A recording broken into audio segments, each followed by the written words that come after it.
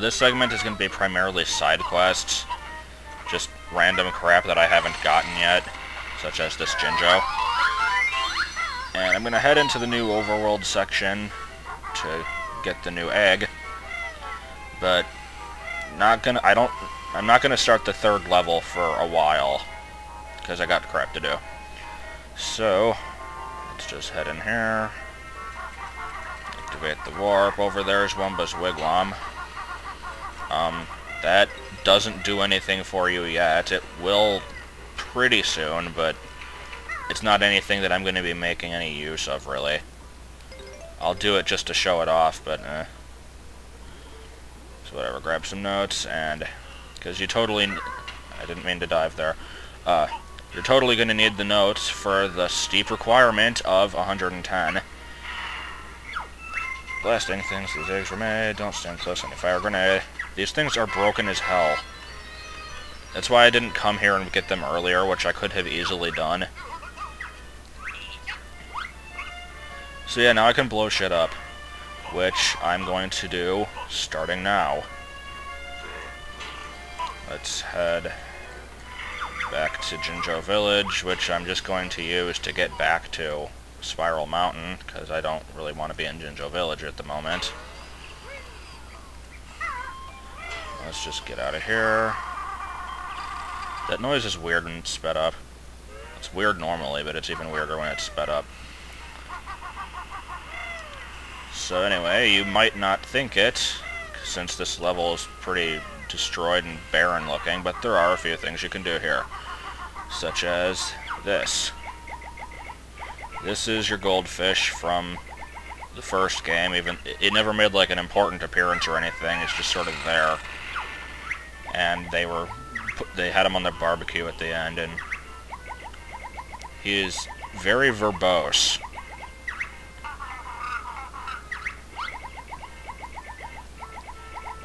Yeah, he doesn't have Wernstrom's attachment for fish to walk on dry land. Wait, was it? Yeah, Wernstrom invented it, and then the zookeeper was seen using it. But whatever, yeah, he gives you extra bubbles. Kazooie isn't pleased, but it's pretty good. You don't ever really need them, because you're never going to be underwater that long, but there are a few instances where it's useful, and also he lets you swim faster, which is very welcome. So, I'll grab the running shoes just because. It's probably slower to bother getting them, but whatever. Yeah, I don't have to run up the whole thing. I'm just gonna need to get to a flight pad. Cheeto's in there. I could pay him a visit. Screw him. Anyway, there is a cave up here, which I could have gotten in earlier, I think. I'm not really sure why I didn't. Is there any reason to not go in here right away? We'll see. Okay, what have we got in there? It's not at all what the cover of the Banjo-Kazooie cartridge looks like, but whatever, it gets the point across. So let's go back there and see what the deal is. It doesn't look like one. But I could just attack it, but I got these grenade eggs, so let's blow it up. If I can catch it. There we go. And we get the blue stop and swap egg. Large disappointment. Like, not the item itself, but the fact that this is how you get it. Because I've mentioned stop and swap before. Not everybody knows what that is, so I guess if you already know what it is, you can tune me out at this point, but if you don't, what happens is, in Banjo-Kazooie, at the ending, if you get every single Jiggy in the game, Mumbo shows you pictures of a blue egg, a pink egg, and an ice key that you can allegedly get, and you'll learn how to get them in Banjo-Tooie.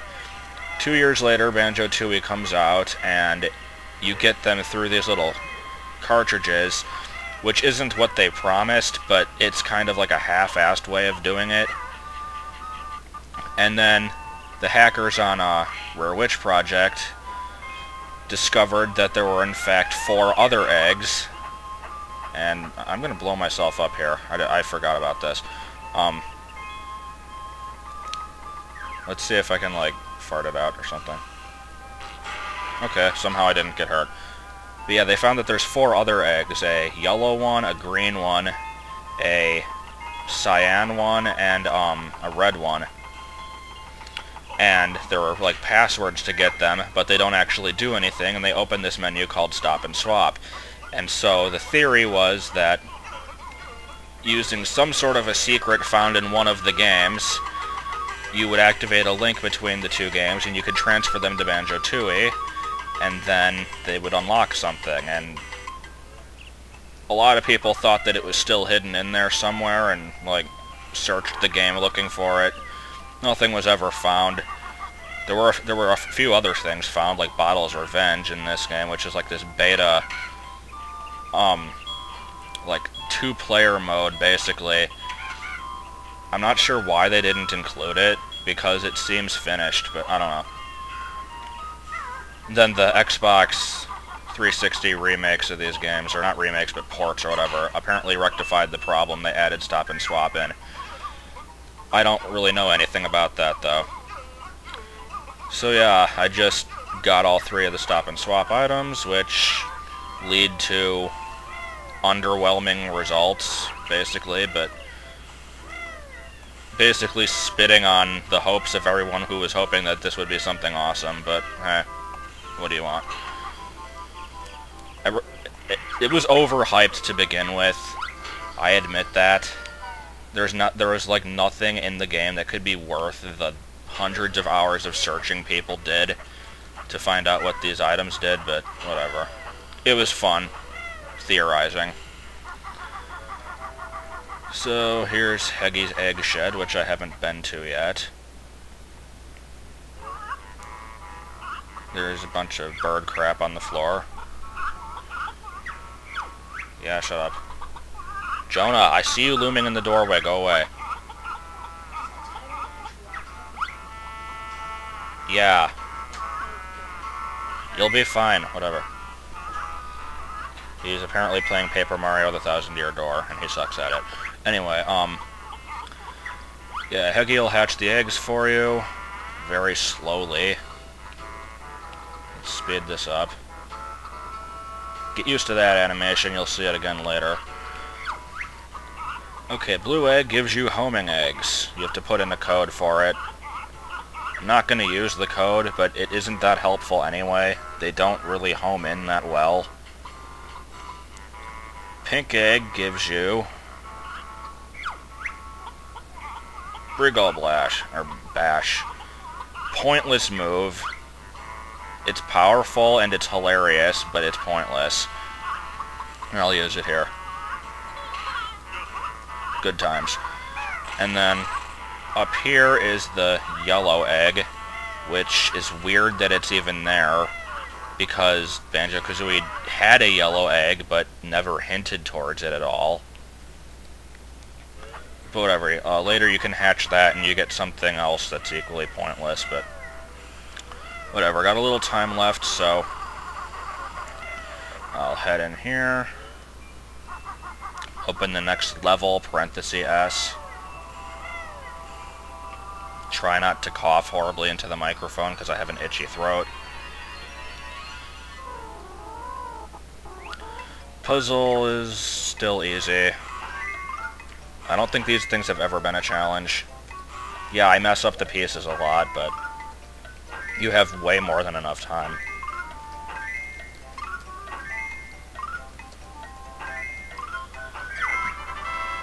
So you do that, and holy crap, I can't talk.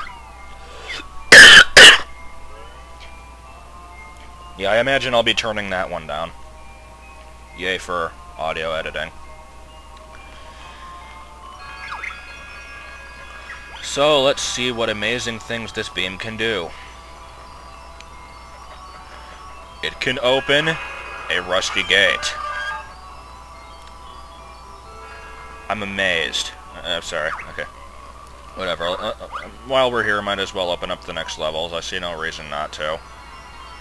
Unless I don't want to spoil them or whatever, but who cares?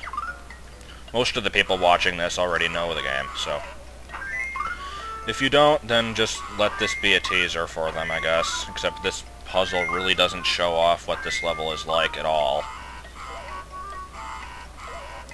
Oh, go in! I can't even tell where there are pieces, because I'm just not even caring. I love how there's no punishment for trying to put it in the wrong place. If it lowered your time a bit, that would make things harder. And nearly out of time here, so let's just let the laser do its stuff, and if the other puzzle is open, which I think it is, I'll just not do it. But yeah, this one opens another gate. Awesome.